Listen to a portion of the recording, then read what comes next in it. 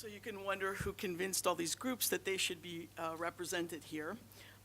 This is the Orthodox Christian Mission Center. I'm actually vice president of the board of the Mission Center. It is based in St. Augustine, Florida, and its function is to try to bring Orthodoxy to the world. This is a picture of what the Mission Center building looks like. It's a concrete structure that was built and serves as a center for Orthodox mission work in the U.S. It's based in the U.S., but the mission work is everywhere in the world. The facility houses rooms where missionaries can come for training. There are classrooms inside. There's a little conference room inside, and there are then also the offices of the Mission Center as a whole. This is just a breakdown so you can see it for the program and direct administration costs of the Mission Center. You can see that the vast majority of the funds go toward missionaries. There are some ministry projects that we work with, teams, the Support a Mission Priest project, a little bit of money that goes into theological training, and there is, of course, some administration costs associated with all of these. Now, I think probably for many of us, our first memories of Mission Center work were these teams. This is one of the early teams that actually helped build a clinic in Shavagati in Kenya.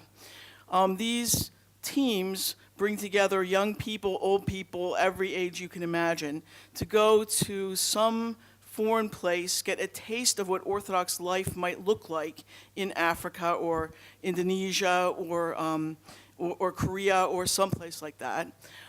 They gain experience of learning to work together, of working with the local community. They usually come to provide some sort of service. This service happened to be building a clinic, but sometimes they go to build churches, sometimes they go to give medical work, and we have some medical teams that have gone over. Sometimes there are educational teams.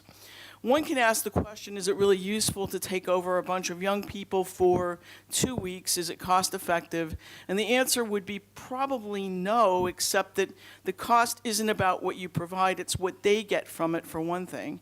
And I think there are so many lives that have been changed by these experiences that it's incredible. And then we've also gotten some long-term missionaries from people that have gone to do these short-term projects. So there's a lot of value to it.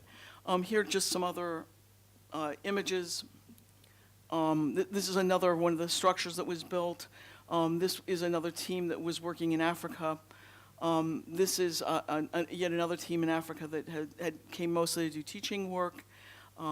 This is a medical team that was doing some work out in the bush. And then finally, here we have a picture of Father Martin, who is baptizing this entire group in Turkana in Kenya, Africa. There's the Support a Mission Priest program, which is, for those of you that were at the mission session the other day, you heard several missionaries speak, and many of them are those who are supported by OCMC. Sometimes there's a single priest that is supported and is actually put into parishes, and sometimes we actually support missionaries. We are proud to have several of them here. Nathan Hoppy is here. Bill Black is here. They are both supported by the Mission Center. There are several others that we have worldwide. This is actually the breakdown of where we have our missionaries.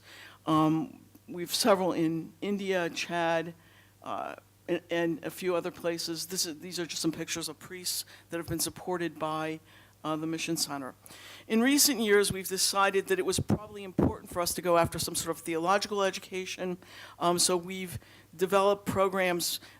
When you talk with Metropolitan Ambrosios from Korea, who I think is very mission-minded metropolitan, he says he doesn't want any missionaries unless they actually are theologians. He wants those who understand Orthodox theology coming out to be missionaries and to convert. And because of that, we decided that we would try to put some money into developing seminary programs, developing seminars, and developing correspondence programs.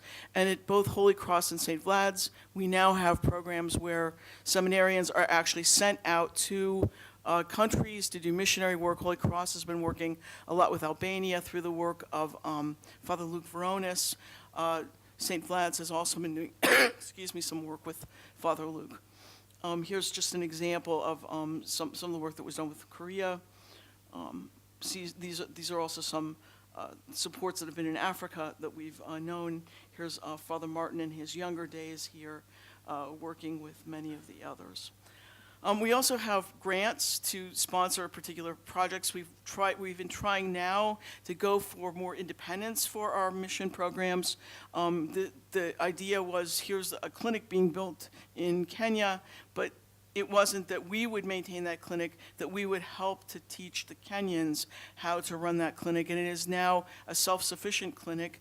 We purchased for them an ambulance. We built several other structures. Here's one of the medical clinic rooms in this area of Shavagati, which is very, very, very populated, and yet for which there was really no medical care at all in the area.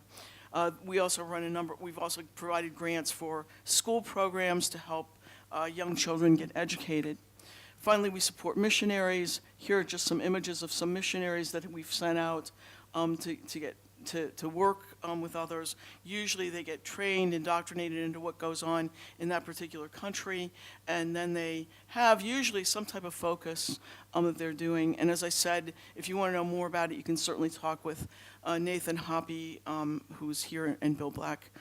Bill Black is in Kenya, and Nathan is in Albania. Thank you very much.